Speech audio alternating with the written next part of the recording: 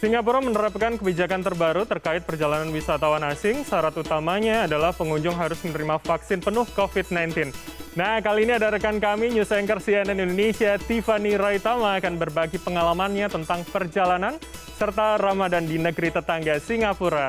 Halo, selamat pagi, Van. Halo, selamat pagi. Apa kabar? Puasa? Alhamdulillah, baik. Ini di sana masih sahur atau udah imsak, Van? Belum. Masih belum waktunya imsak. Jadi Oh, belum. masih bisa minum. Masih bisa sahur ya. Nah, oke, Van, Masih. bisa cerita nggak, Van, pengalaman perjalanan ke Singapura dengan peraturan baru tadi di paket berita, apa aja sih syarat-syarat yang sekarang kita perlukan, Van? Yap, sekarang per 1 April 2002 kemarin, beberapa hari lalu, Singapura sudah memberlakukan kebijakan baru ya terkait dengan kunjungan untuk ke negaranya.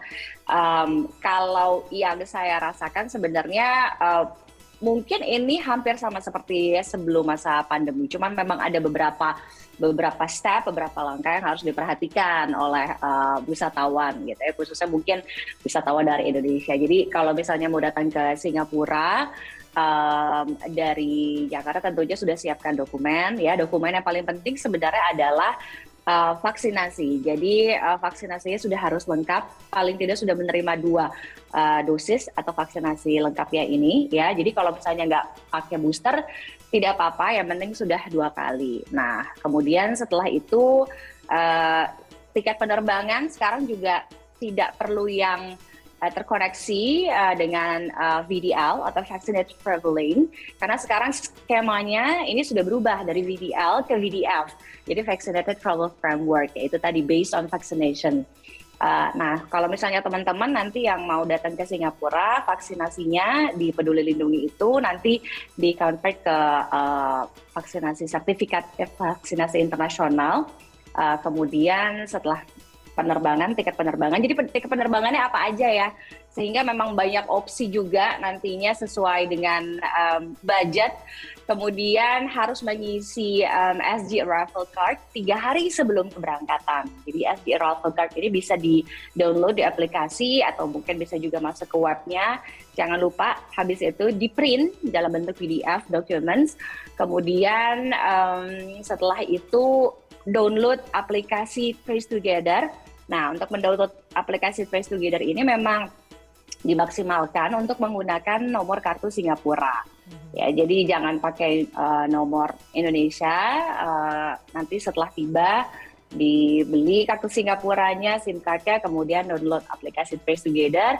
Nah, 2 hari sebelum ya 2 kali 24 jam lah sebelum keberangkatan ini, pengunjung harus juga sudah melakukan terserah mau PCR atau antigen di Jakarta atau di Indonesia dengan hasil negatif, kemudian datang ke Singapura, terbang ke Singapura seperti biasa melalui proses imigrasi, ambil bagasi, habis itu langsung bisa jalan-jalan. Jadi kalau kemarin kan mungkin mengharuskan untuk antigen dulu nih, antigen mandiri mungkin selama 7 hari ya kan, terus tiba di Changi Airport juga harus antigen. Sekarang sudah tidak perlu. Jadi hampir sama seperti sebelum masa pandemi. Wow, Gitu. ini mirip dengan 2 tahun lalu mungkin ya, Van ya. Nah, Van, artinya ini berarti bisa online semua ya sebelum kita sampai di Singapura ya? Oh ya, iya. Semuanya online karena memang yang terkoneksi dengan online itu apps ya, itu SG Arrival Card ya itu. Jadi SG Arrival Card kemana-mana bisa ditunjukkan kalau memang diperlukan untuk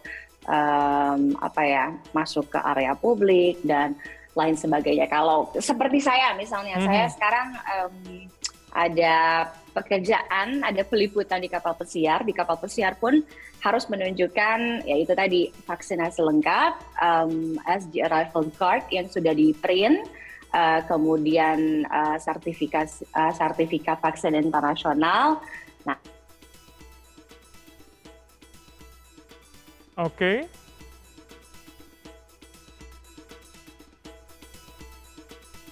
Van, masih terhubung bersama kami? Tiffany Raitama? gitu. Ya? Ya, Halo? bisa mendengar suara saya, Fani? Oh, bisa. Oke. Tadi sempat terputus ya? Iya betul, seperti ada gangguan sedikit. Bisa dijelaskan lebih detail lagi seperti apa? Dan kemudian ketika Fani sampai di sana, apakah ada protokol khusus begitu? Misalkan prokesnya lebih ketat, ada ketentuan tambahan misalkan ketika sudah sampai di Singapura. Seperti apa, Van?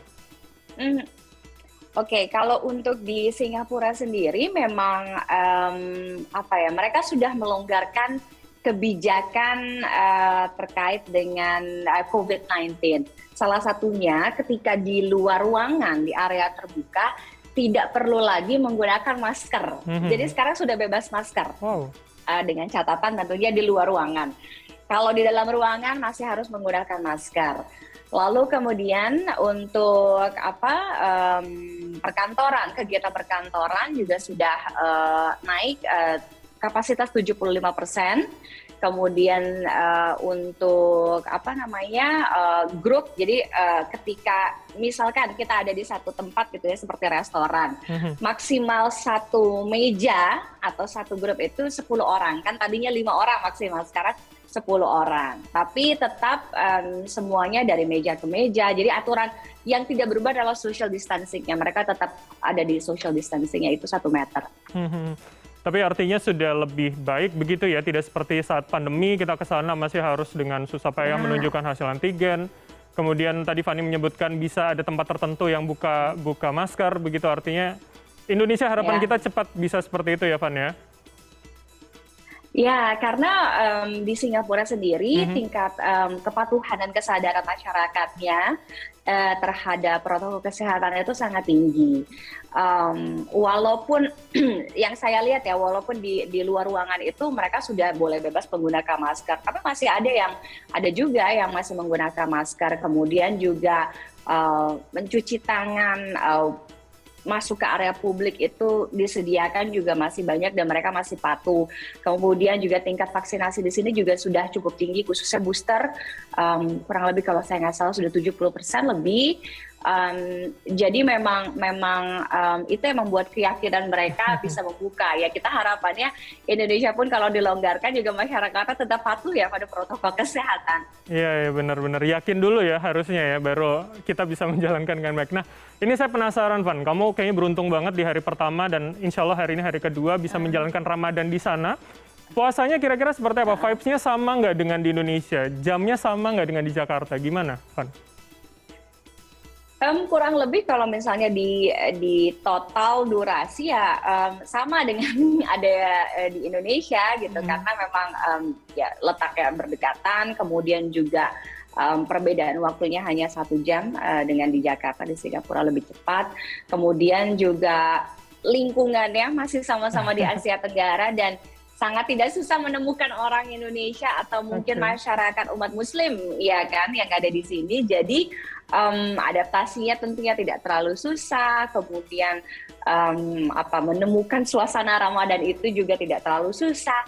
Makanan tidak terlalu susah gitu. Jadi ya kurang lebih sama lah ya seperti yang saya rasakan ada di Jakarta. Masih mirip-mirip begitu ya.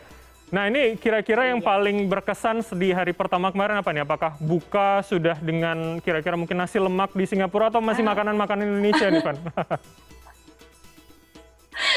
belum mencicipi masakan Indonesia sampai dengan sahur hari kedua berarti ya. Sahur hari kedua nggak apa-apa. Tapi paling nggak lidah-lidahnya masih agak nyambung lah ya. Ada nasi lemak gitu. Nanti pulang langsung makan kolak lah. Oh iya, sudah rindu dari sekarang sepertinya ya. Nah, Tiffany ini kan juga sedang berada di sebuah kapal pesiar gitu. Nah, gimana kesan berpuasa tapi ada di kapal pesiar nih, Van? Bisa dibagikan ceritanya, keseruannya? Oke, keseruan berpuasa di kapal pesiar karena kapal pesiar mungkin banyak fasilitas yang disediakan, kemudian juga dalam masa pekerjaan juga sekarang gitu. Jadi nggak terlalu ini dengan durasi berpuasanya lah. Tahu-tahu tiba-tiba udah jam 12. Tahu-tahu tiba-tiba udah jam 3 gitu. Dan kebetulan di sini juga di kapal pesiar ini banyak pengunjungnya yang beragama Muslim, banyak yang berpuasa juga. Begitu juga dengan kru kapalnya, banyak yang berpuasa, banyak sekali orang Indonesianya gitu. Jadi tidak terlalu terasa berbeda lah. Bedanya adalah kiri kanan, depan belakang semua laut gitu. Oke, oke. Tapi itu tentu menjadi pengalaman yang berharga, pengalaman yang tidak semua orang bisa merasakan. Puasa ada di kapal pesiar, apalagi tidak hanya di Indonesia, tapi ada di Singapura ya. Van, terima kasih sudah bergabung bersama kami di pagi hari ini, anchor CNN Indonesia, Tiffany Raitama. Selamat berpuasa ya, semoga lancar ibadah puasanya ya. Amin. Terima kasih.